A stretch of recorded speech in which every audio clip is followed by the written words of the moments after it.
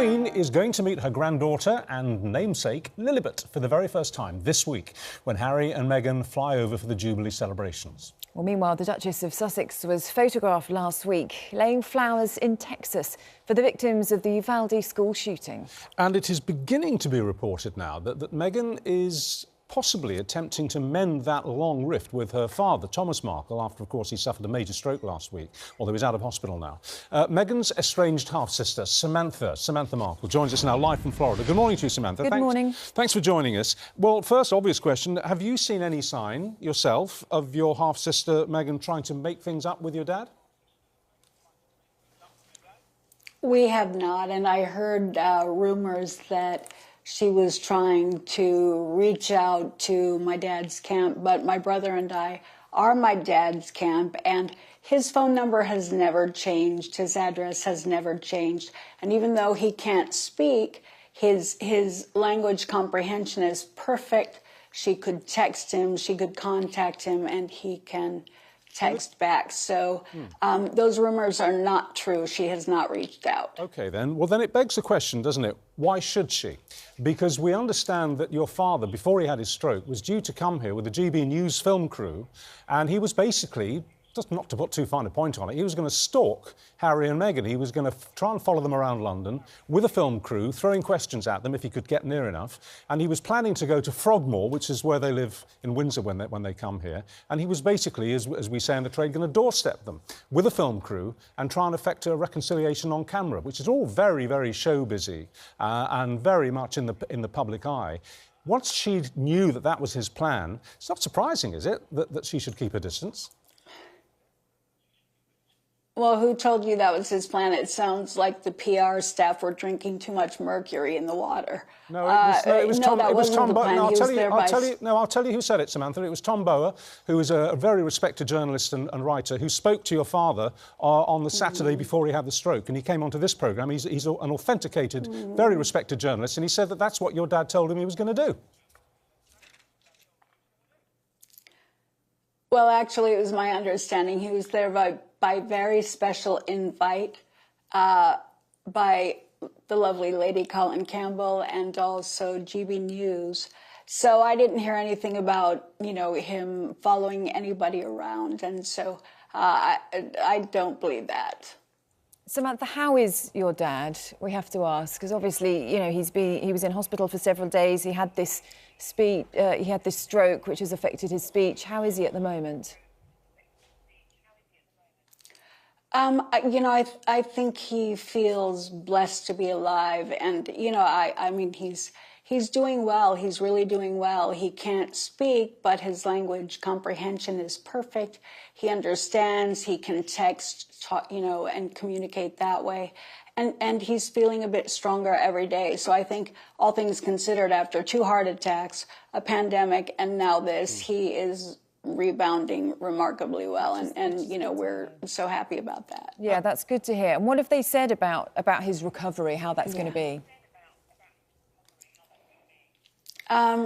Learning to speak again, you know, could take 6 months or a year, and you know, unlike a child who has to learn how to speak and understand words and remember them and form associations, an adult doesn't have to do that. So all he has to do now, because he understands the words perfectly, is he has to train his mouth and his tongue to form the words. And so 6 months to a year, realistically, it'll be tough, but he's very patient, feels very strong about it, and, you know, he has a lot of love and support around him, so I think he's going to do well. Well, we certainly wish him very well in the speediest recovery that he can make. It must be very difficult for him and for all of you. I mean, just to lose the power of speech like that overnight, an incredibly taxing thing to have to go through.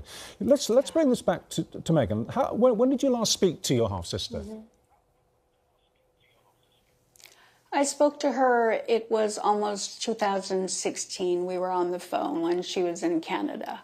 Okay. And so, yeah, it's been a while, but... So, in that case, it might be difficult for you to answer this, but, you know, you obviously think about it a lot, and you talk about it a lot, and you discuss it with your dad.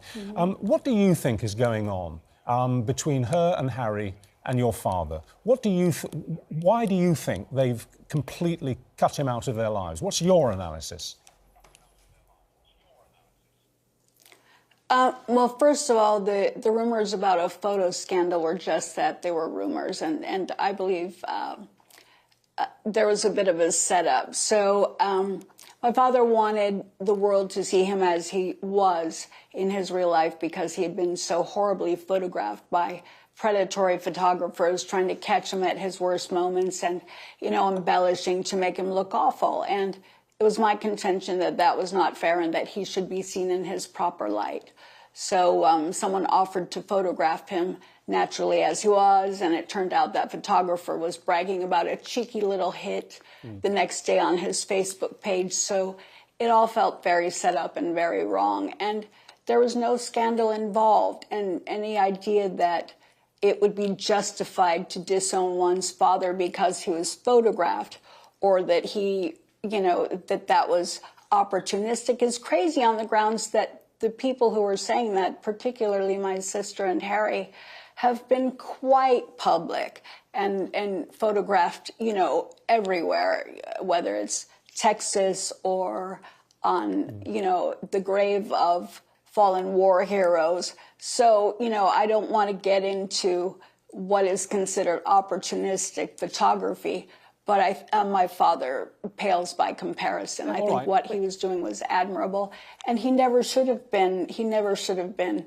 disowned and treated that way. Well, she's spoken about those photos, didn't she? She said she felt betrayed by her father when he denied setting up tabloid shots of himself before the wedding. But just to bring it back to, you know, how he is at the moment, the situation for him, how much do you think a reconciliation with his daughter, with Meghan, matters at the moment? You know, how important is this to him?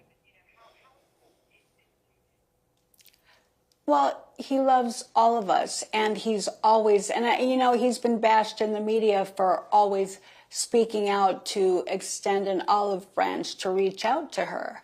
And, you know, he is her father, so he has a right to reach out to her. He's been very honest and open in those feelings. And the door is wide open. She's always had his phone number. It hasn't changed. She has his address. So any suggestion that she doesn't know how to get a hold of him or that she wanted to be private is somewhat ridiculous, on the grounds that, you know, if you want to reach your father privately, you know how to do it. And you don't use PR and media outlets all over the world to make that announcement. That's not private. Samantha. So it all seems a bit, All right, Samantha. Just looking back, back to happier times, when she and her father were obviously a lot closer than they are now, and when you were closer to her, you say you last spoke to her in 2016. If we could wind the clock back, and if I was doing this interview with you in 2015, and I asked you to describe your half-sister, what would you have said about her then?